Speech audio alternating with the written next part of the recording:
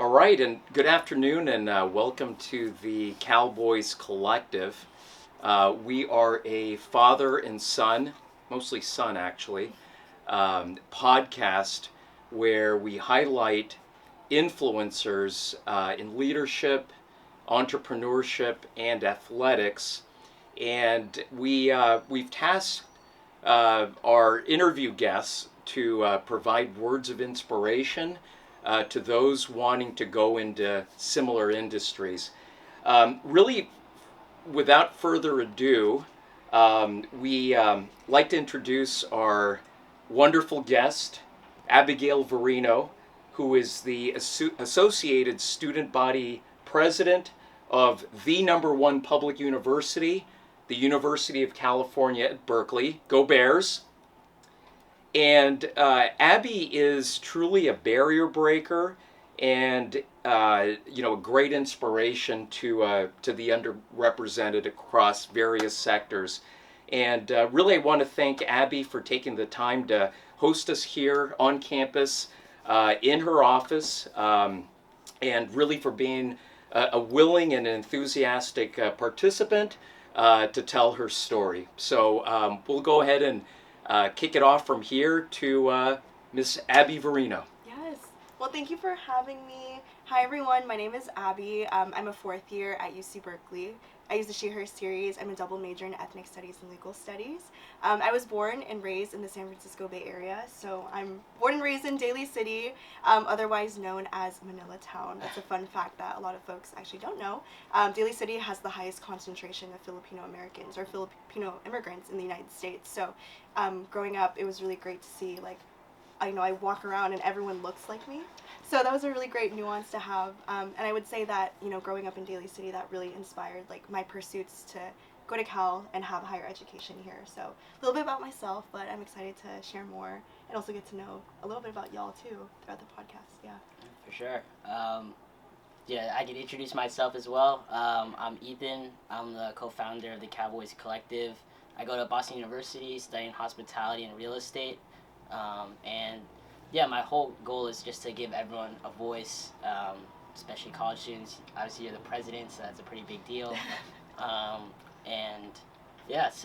My first question is just tell us about how you became the president and how you got to this position and where you're at today, and a little bit about what you do with that role and what else you're doing at Berkeley. Yeah, so great question. Thank you. When I first came to Cal, I actually didn't know that student government was a thing.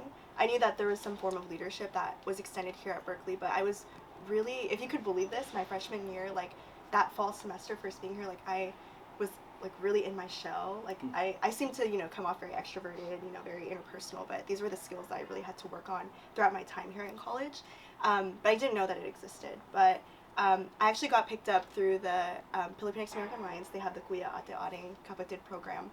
And my ate, or my big, was actually running for Senate. So ASUC Senate serves as the board of directors here. The ASUC is a 501c3 nonprofit organization, so we act separately from the university. We have our own funding avenues, and we essentially operate separately from administration, which is a really great nuance to have, especially as the #1 public university.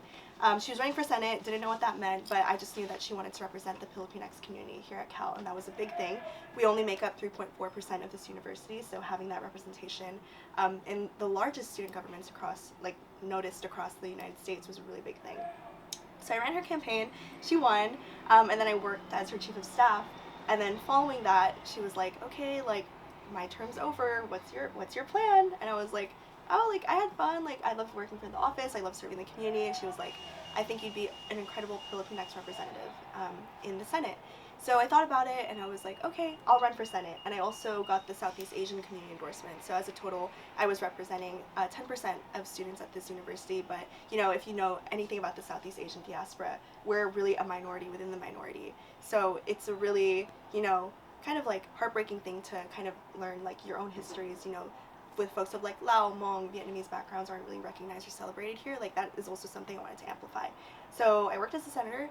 I got the #3 ranking in a 40-person race, which was a pretty good feat, I would say.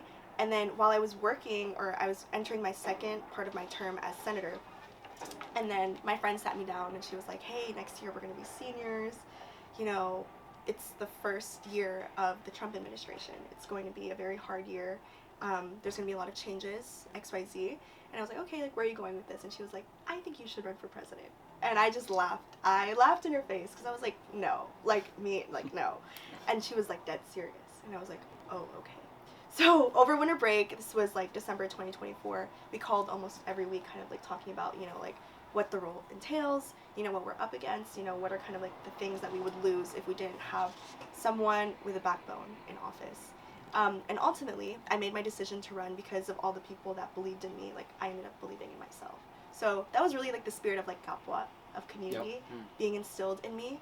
And that was what I centered my campaign around. And I was just myself the entire time I was running. I was running against like very, you know, there was a 3-person race, well, it was a 5-person race, but I only considered really 2 other people as my competition. And they were kind of, you know, institutional, had legacy in the ASUC, had more of like, you know, that reputation. And so I was kind of like the outsider coming in. But, you know, like being community centered is what drove me to, you know, end up winning this position because it was never about me. It was really for the community. So that's how I became president.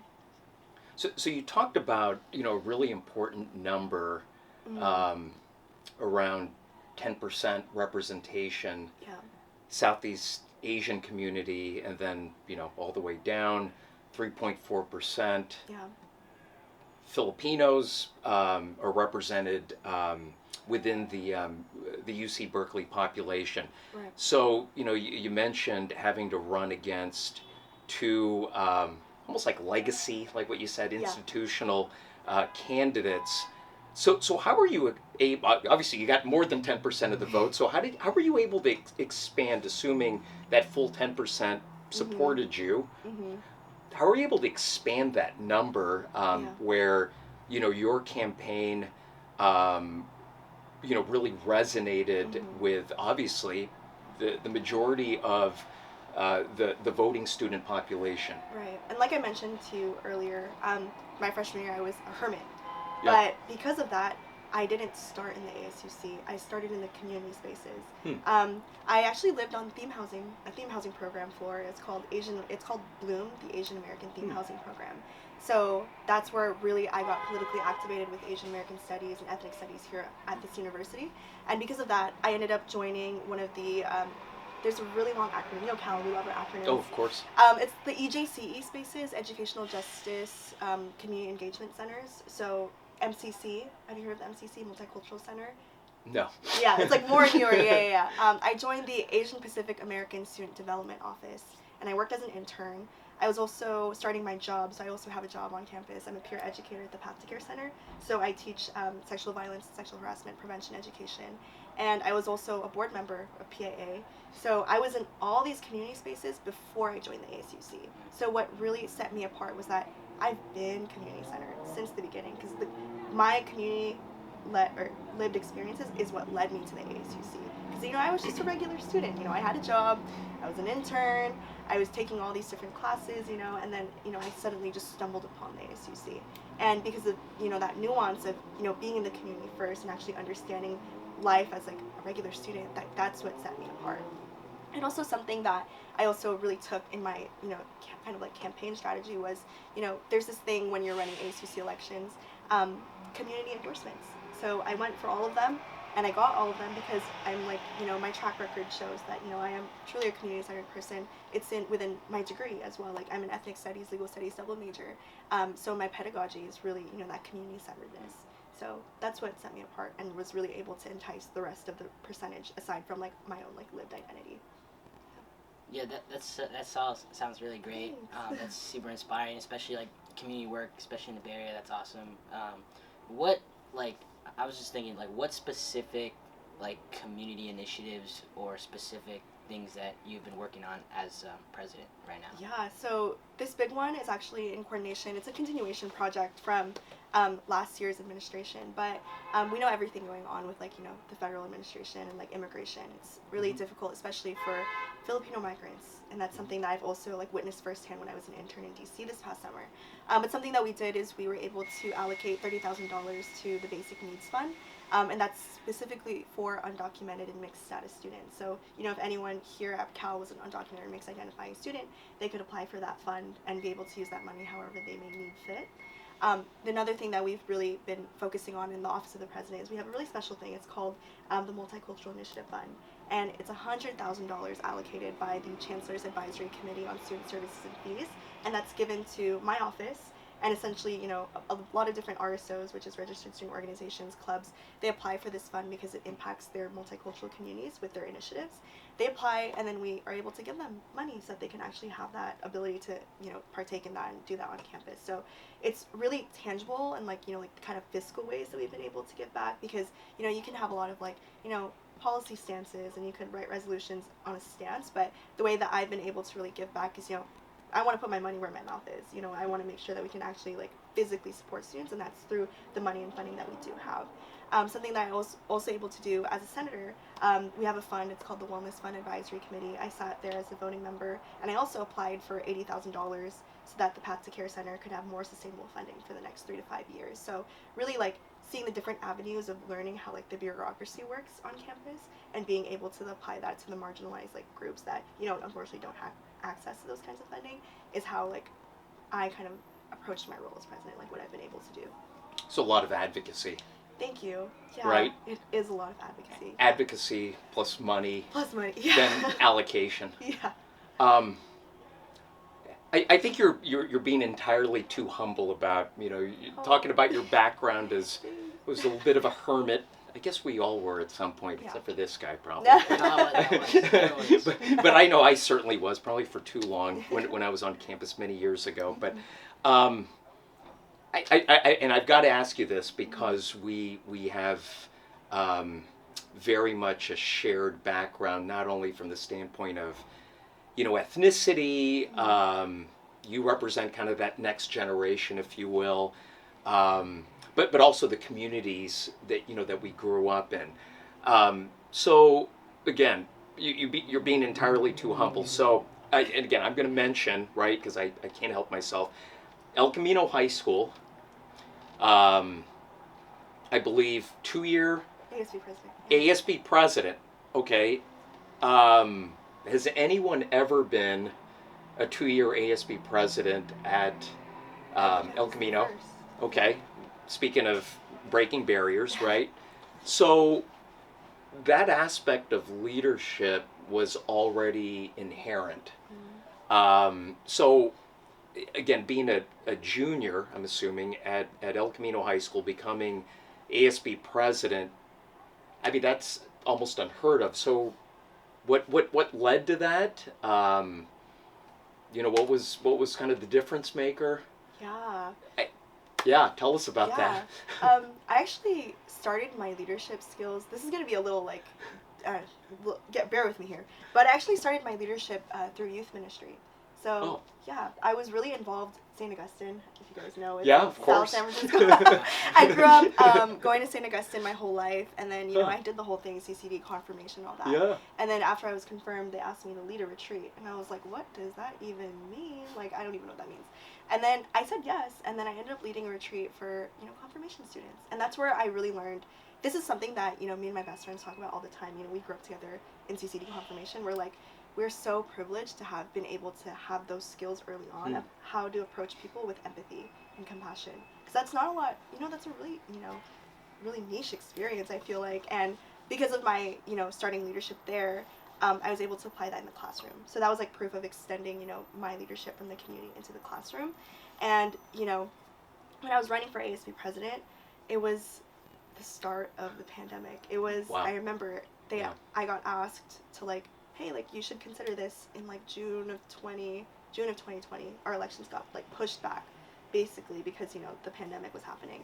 But I know, I just, you know, I felt like a gut feeling. I was like, we don't know anything we're up against, and I felt that at that point I was like, like I want to contribute to something larger than myself.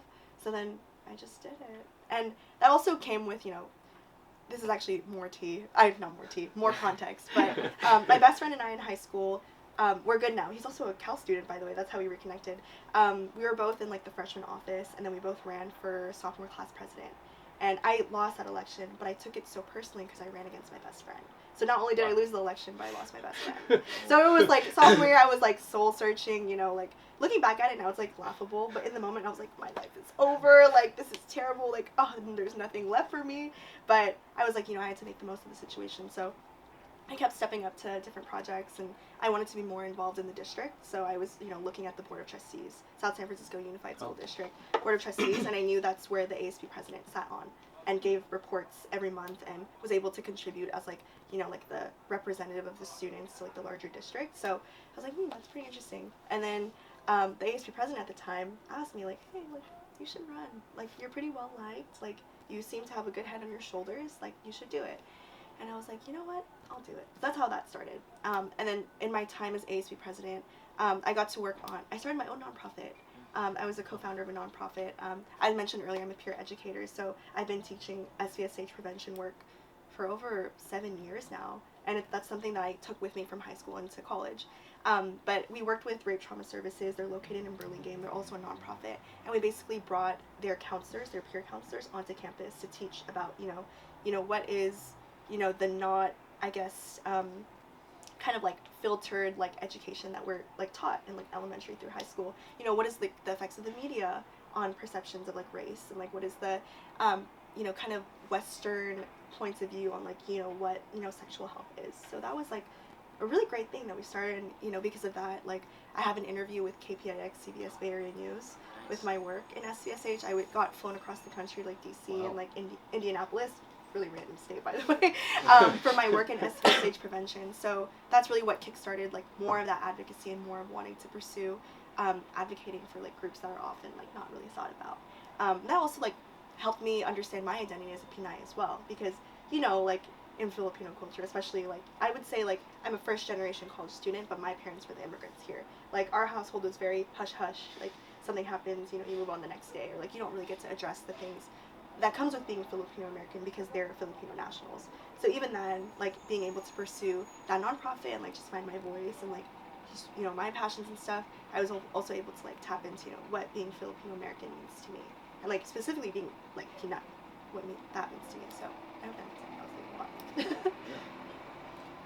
Yeah, that's my next question was, you kind of talked about like, I don't know, the times like I guess you face challenges, especially when you lost like the sophomore year. It could be like, yeah. like in the moment it sucks, but then you get over it with time. I mean, you've probably seen it all like since now that you're a senior. What is like some things that you learned to like when you got to college that were challenging at first, but then you learned to overcome it? Yeah, or just any certain situations or stories? Yeah, I would say, just looking back at, like my term as president and like running that campaign, I ran 2 campaigns, so for Senate, or actually 3, for my ate and then for myself and then the presidency one. The main takeaway from that was I would never take advice from someone I wouldn't switch places with. And that's just like, you have to keep it pushing. Like, people are always going to have their opinion. They're always going to have like their perception of you in their head, but that's also like them projecting, what their perception of you is. So I really had to, separate, what does my village think of me? What does my community that I hold close to me think of me? That's what matters to me. But, if it's an outside person, or like an outsider that, I have no ties with, like, I wouldn't take their advice because, I just don't know them personally. And especially here at Cal, it's a very competitive school. It's like, and I think that's just like scratching the surface of how really competitive it is. Some folks have malintent. They're not always looking out for you. They ask you for opportunities because they want to see how they can one-up you or how they can get that same opportunity you had. So there's a lot of people like that I've come across, and it's really obvious, the disingenuousness or like, just wanting to coffee chat to see how they can get ahead. But you really like being in the community spaces, starting off on theme housing and like working in like PAA, I really met people who like genuinely care, because that's the spirit of Capo that I keep bringing up. It's like, you look out for your people, they look out for you too. And that's also another lesson that I also learned here at Cal, is that, in order to have a village, you must learn how to be a villager yourself.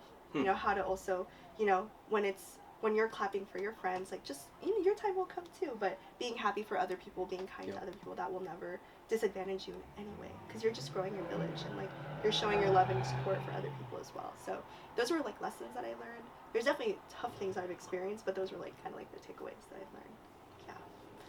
Yeah.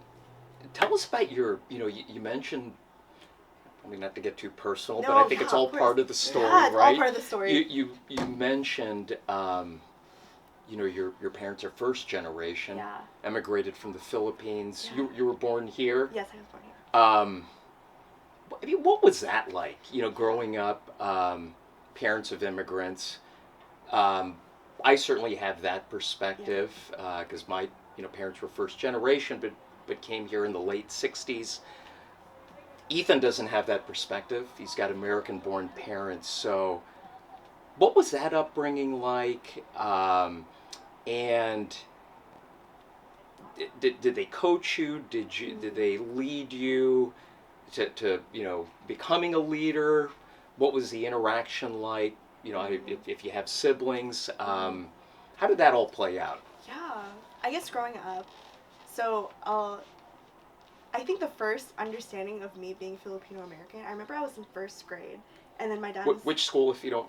I went to Junipero Serra. Ah, yes. It's a super Filipino elementary school. It's literally like by ceremony area. It's Absolutely. like it just makes sense. Yeah, of course. But it's a really small elementary school. It's so cute. But anywho, that's where I went to elementary school. I was in first grade, and I remember my dad was like telling me like, oh yeah, like we're just talking about being Filipino, right? And I was like, no, like I'm half white. And he was like, what are you talking about? And I was like, because like I'm American, but I'm Filipino. And he was like, yeah, but you're still Filipino. You're just born here. I couldn't understand that. I was like, no, I'm half white. God forbid. Oh, I don't claim that. I am not white. Sorry. God forbid. Sorry, ancestors. But that was my first understanding of like, wow, like I'm Filipino, but I'm not white. Like, you know what I mean? Like understanding what that means. But as I mentioned earlier, like I grew up in a very diverse like background. Like, everyone around me, like especially at El Camino, it's either you're Filipino, Latino, or we had a small black population, but everyone was a person of color, so I was never like, I never felt like the minority, which was so privileged of me to say, growing up now. But I guess growing up, like with immigrant parents, it was difficult. I would say my dad is a blue collar worker, so he is self-employed. He drives a truck. So a lot of my upbringing, he was actually not present because he was out working, and it was like I would always ask my mom like, oh, like where is he? And she's like, he has to provide, like he has to make a living for us. And then my mom actually works in death care, which is a really niche thing. That was also my first job. My very first job when I was 15 years old, I worked at a cemetery. And that also contributed to my ability to have empathy and to lead with that compassion-centeredness, and also being able to navigate very stressful situations. That's another side tangent. But yeah, growing up with immigrant parents, it was definitely difficult in a sense that like they still had very traditional values. Like for example, like I'm the bunso, so I'm the youngest. So I have a kuya, he's the oldest, and then I'm the younger daughter. So eldest brother, youngest daughter. Eldest brother can go out, stay as late for as long as he wants, but youngest daughter has to be home by 7 p.m. What was that? And just navigating that, and like being in like a pretty like patriarchal household. It was a lot to navigate, and I always thought that I was really alone in that experience, because I was like, wow, like I feel so trapped in my home. I can't even talk to my parents about mental health. Like, I have these feelings, but I don't know where they're coming from. A lot of, like, unanswered questions that I didn't really get to navigate until the COVID-19 pandemic, because everything was on Zoom.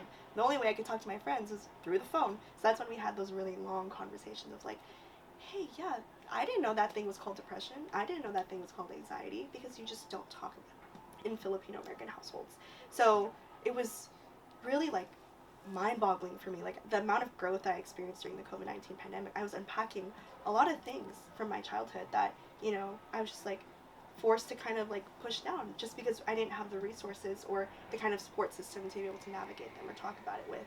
But that's why I'm really grateful for my kuya, my older brother, because we have the same experience of living with or growing up with like immigrant parents, and being like kind of like the first generation college students in that way. So I'm glad that we were able to kind of help heal each other, or kind of like talk through the things that we experienced growing up that weren't like normal things, I guess. But and also a Filipino American household, it's like you're utang na loob. Oh, Like, yeah, absolutely. It's such a big thing of, feeling the need to repay that debt. That's right. And, that's, you want to give all that you can to your family, but at one point, when are they going to throw it back in your face? So it's just like things like that, navigating that, and like shame, and navigating even telling my parents I got into Berkeley for ethnic studies. The first thing they said, you're not going to make a job with that. You're not going to have a career with that. And I had to hear that. I was like, you know what? Like, maybe not, but it's my choice. And like, I had to advocate for myself in that way. So there's those things that were difficult in navigating my Filipino-American identity. But I will say, like, I can speak Tagalog. Like, I made sure that was something I could hold on to. I learned it by watching teleseries with my mom. I would watch how they would enunciate certain things. I would watch the different phrases that they use. So because I did that growing up, like, now I could speak it. And I took the Filipino classes here too, and I was like, oh, easy. It was great. Yeah. But yeah, I've learned a lot, and definitely, like, just being in an immigrant household is difficult in its own ways. There's also those levels of, like, Catholic guilt, and there's those levels of, like, oh, like, you need to, we have family in the Philippines we need to send money to, so we can't buy this right now, but, like, why are you taking care of family away from here, not your family right here, like, those different things. Yeah. So yeah, it really shaped my perspective and my way of thinking, but also made me such a family person. So funnily enough, like, dang, like, you do XYZ, but I still, like, love my family, like, down. So yeah, that's a lot. No, my goodness, thanks so much for sharing that. Yeah, my next question, I know, like living in, like, a Filipino household, like, immigrant household, they're very traditional in the way that, they want you to be a doctor, be, like, those. Yeah. How, like, I know now that you've obviously had different experiences with, like, your major, how are you using those experiences, and what type of, like, career path that you actually want to take on? Have you thought about that? Senior year, like, I mean, no, there's no pressure, like, you've got time, but, like, thank you. Yeah, like, what do you want to take with, I don't know, with what you're doing for the community, and, like, make it a career potentially? Yeah. I want to work in the public sector, so I want to work in government. Okay. I would love to, my whole goal or ambition was to make it into the Hill, like DC, Washington DC, work on the Hill, either as a staffer for some sort of rep or for a committee. That's, like, kind of my goal. And then after, like, 1 to 2 years of, like, public service, I want to transition into law school, just so that I have that, the JD to, actually be able to afford having a family and, like, supporting my family. Yeah. But yeah, I always kind of knew early on that my ambitions were intersected with the law. I remember sophomore year, I was thinking about careers, because I was like, I am not going to be a nurse. Let's get that straight. Like, I'm sorry. I hate blood. I can't do fluids. Like, I can't. Like, I was like, I just knew I was not going to be a nurse. Yeah. So that was, like, a letdown right away from my parents. Ooh, that was a tough one. But anywho, it compensated, though, because my brother's an engineer. So I was like, yeah, focus on him, not me. So I knew early on I wasn't going to be a nurse. So I was like, okay, law, that's so cool. But I was like, wait, I don't really see Asian American lawyers. Like, that's not really a thing. The only Asian American lawyer I saw was Ann Foon on the billboards, like, growing up. That was the only thing I saw. So I was like, is it even possible for me to have a career in the law? I don't see people that look like me in it.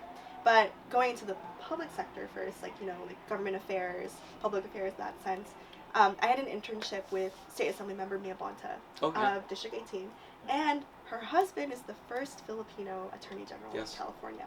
And just having that tie and knowing that, I was like, wow, we can take space. Like, we can 100% take space. We are built to do these roles, but we're just not encouraged to, because it's not normal for folks that look like us. They expect to see us in the hospitals, hospitality, that kind of thing. But they don't see us leading.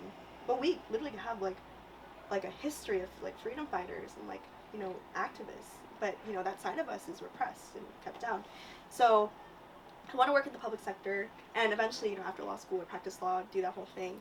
I want to end up in the nonprofit sector and, like, eventually give back in that way, because that's how I started. Like, that's where I learned about Asian American studies, ethnic studies. So that's the way that I want to, like, end my career, or, like, give back to the community. So yeah, hope to be in public service.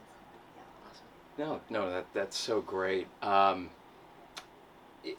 you think, obviously, it's been a long and storied career here at UC Berkeley, and you're nearing the end of that time. Not to remind you of that. Oh no, trust me. Every day. So when you look at what you've accomplished, not only as a student and the growth that you've experienced and all of the advocacy that you've done, how do you look at the office of the presidency? How did you leave the office of the presidency better for your successor, whomever Yeah. your successor may be? I love that question. I will say when I was entering the ASUC or when I was running for president, the ASUC was still very, business per usual. Like, something very traumatic would happen in the community or something internationally would happen. And the ASUC would just, function as normal. And there wouldn't be any, community ties. There wouldn't be any discussion about how, we could use our platforms to advocate for our students. It was just, let's just do what we're supposed to do, but nothing more than that. So it felt very corporate. Like, it felt very, not student-centered. It was very much like, we just got to get the revenue going. We have to make sure we're still afloat, kind of like that kind of side of things. But I will say because of, my identity, my lived experience, and also kind of the experience that I've had here at Cal, I'm grateful to say that we've kind of rebranded the Office of the President as not someone as a figurehead, but as, the kind of just, a peer.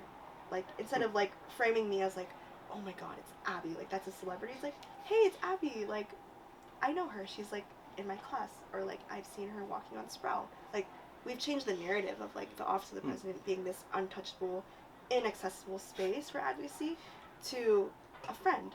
And that's what I want to come off across, because that's genuinely just who I am. I'm a really chill person. You can come talk to me about anything. Anyone that I meet, I offer my phone number. If you want to contact me for support, or if you want mentorship on this thing, that's the whole point, to pay it forward. So I think with that approach, the Office of the President has become more accessible. It's become more intentional in the work that we do. And I will say that we have more legitimacy because, back then, or, 3 presidents ago, you could write a statement with the platform, but people will be that's performative. But if we write a statement now, it's wow, that's coming from the community-centered, kind of view of, the undergraduate body. There's legitimacy to that.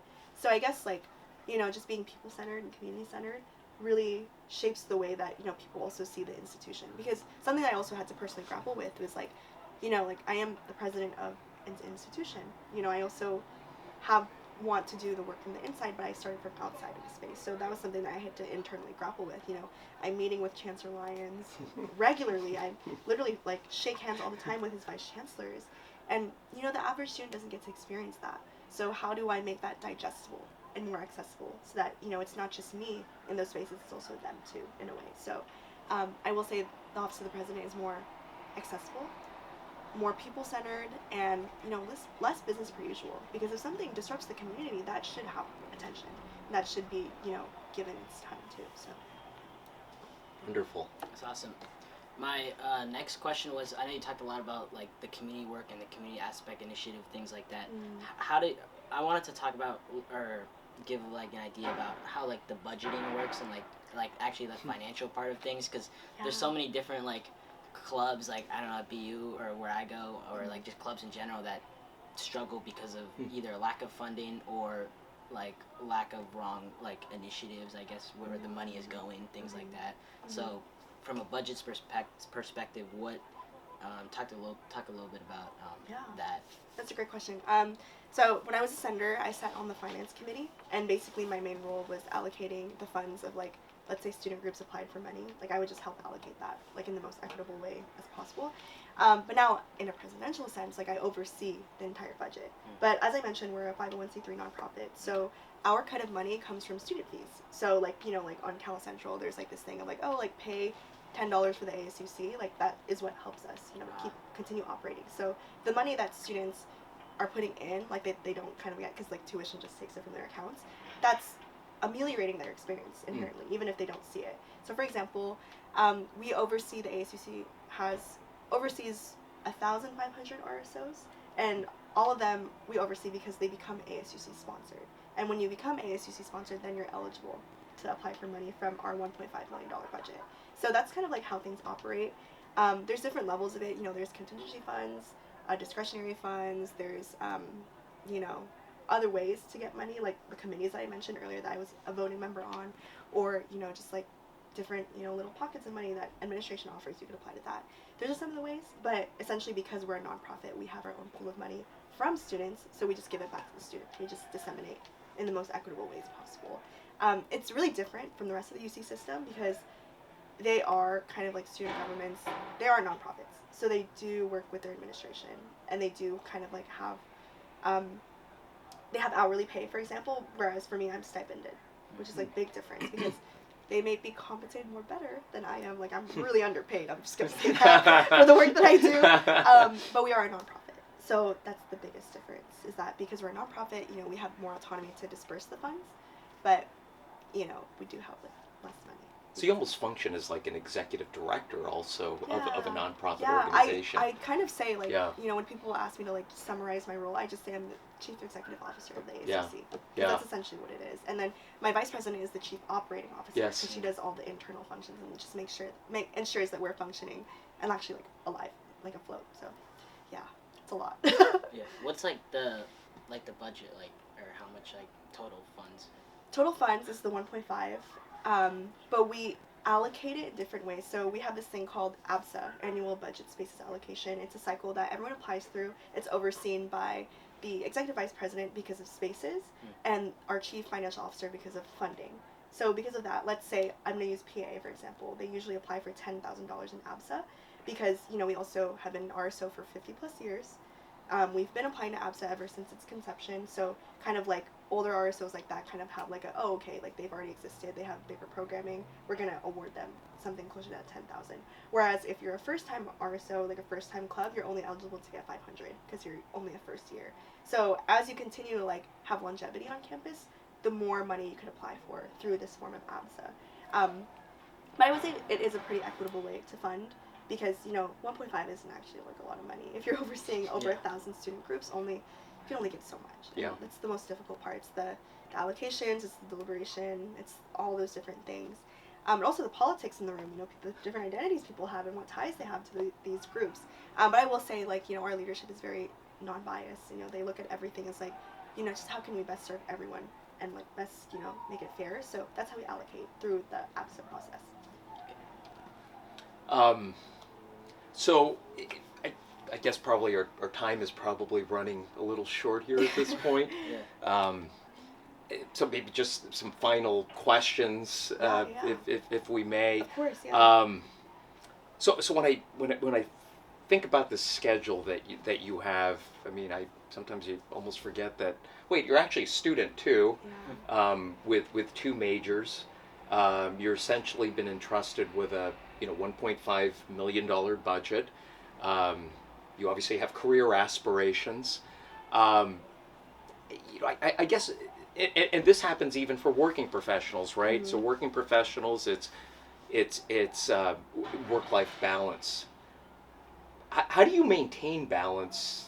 Really juggling all of these different priorities, and really, what advice would you give to college students, even, folks within that Gen Z demographic, if you will, that maybe have just started a career and need to balance, again, not only, work priorities, but family priorities and social priorities. Yeah. How do you do it all? Yeah. That's it. Yeah. I think about that every day, honestly. Right. But I'm very strict on my personal and professional boundaries. So I only say I'm only responding to emails Monday through Friday. And if it's past 9 p.m., I'm not responding to you. Sorry. I try to keep everything off messages, off text. Like, I just keep it through Slack or through, like, my president email. Yeah. Just so that, I can have that separation as, like, a student and as president. And I'm also very clear, too, like, if you need to schedule with me, my calendar is updated. Like, we have BCal. It's this thing that Berkeley calendar. It's, like, everyone uses it. So I'm like, if you need to speak with me, my BCal's updated. Feel free to schedule. But, like, my boundaries are very clear. That's how you can reach me. So very communicative on that end. But I also have this philosophy of, like, work hard, play harder. Like, if I have, let's say, like, if Wednesdays are one of my longest days, because, we have Senate from 8 to whatever p.m. but I also have a 3-hour class that day, and I also have 2 discussions that day. So it's like, I grinded on Wednesday, I deserve to go out Friday, or like I deserve to have fun on my Saturday and Sunday. So that's kind of the ways I've been able to balance it. I will say too, like I'm a very like social person. Like my social battery is fed by being with other people. So that's those things like the community centeredness comes from. So I always make it a point of like instead of eating lunch by myself, like I'll go eat outside with like a friend. Like let's have a little like bawon sesh. Like let's eat our food together. Or instead of like doom scrolling on my phone, I'll just go on a walk and like call someone that I haven't talked to in a while. Like always just trying to see like how my time can be the most productive, but also like sustains and fills me as well.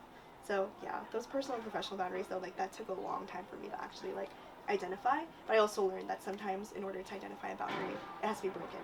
So I was able to set a lot of those boundaries. Well, no, fantastic. And maybe top 3 places where you like to hang out, and top 3 places where you like to eat in and around campus. Yeah, okay. I mean, we should be getting advertising dollars yes! for this, but Oh my gosh, I love matcha. So binge coffee. Okay. And 8 grams matcha is, you'll always see me there with the matcha. It's so good. I love the Glade. Everyone loves the Glade. I also love just chilling on the top of Eshelman, like on the roof. There's like a lot of seats, and then I just watch the sunset with my friends. It's a lot of fun. And also just like taking in the views of Cal, like through Doe. Like it's just like, wow, like I don't know, this is really the #1 public university. Yes. Like it's great. No other feeling like it. And places I like to eat. I love Kimchi Gardens. Okay. On Durant, Asian Ghetto. Love that. And it's a little further on Telegraph, but it's called Kanzai. It's a sushi restaurant. They have sake bombing. It's so fun. But yeah, that's how I think that was a good way to like conclude the top 3, or I could do top 3 things that you like to do on your free time, like on the weekend. Do on my free time. Oh gosh. Top 3 questions. Okay. I love music, so I love going to concerts or anything with live music. Yes. That's a great way for me to de-stress and just be in the moment. Another thing I like to do, I used to love to dance at El Camino. I was part of like the advanced dancing program. Yeah. But I kind of lost that. I hurt my knee my senior year of high school, so I just wasn't able to perform the same. But we have PCN here at Cal, Filipinx Cultural Nights, the 50th edition this year. So I've been tapped into cultural dancing ever since I got here. I've been cultural dancing for 4 years now. And I was also the cultural director for one of the productions 2 years ago. So love to dance. The third one, I don't know if this is a good answer. I'm sorry, this is not PG-21, but I'm 21, so we're good. Love to go out. Yeah. With the girls. Also, Well, I mean, you're a hermit, right? I mean, it's surprising that you love going out. I know.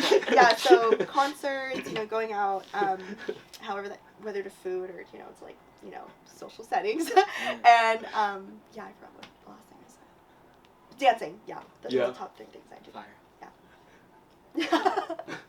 I think that's good, right?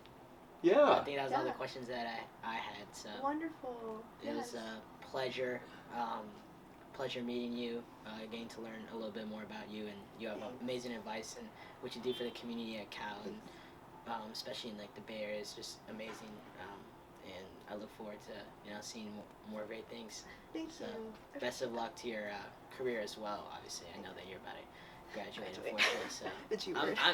I'm just starting, so. Oh. Yeah. So you have so much time, but it goes by quick though, so that's what I heard. So, oh, yeah. 100%. So I gotta learn how to make the most of it. So yeah. And I know that you obviously did that, so super proud. So that's great. Thank you. Well, and thanks so much for being such a great representative of your community, being such a great representative of your family. I can only imagine how proud your mom and dad are of you, and of course your siblings, and really, it just speaks to your upbringing, and how you really used the traditional values, and of course created your own set of values based off of lived experience to still be able to not only be very successful at what you do academically and I guess professionally in many cases, but always to remember advocating for the unseen and the underrepresented, and really not only using that as a platform, within the campus settings and the social settings that you're in, but really looking at using that as a springboard to, making that a long-time professional vocation. Yeah. So that, really speaks well to, your values and your character. And, again, we can't thank you enough for all that you do and for taking the time to have this amazing conversation. Yeah. Thank you. Thank Yeah, go Bears. Go Bears. Go Bears. Wait, that was so good.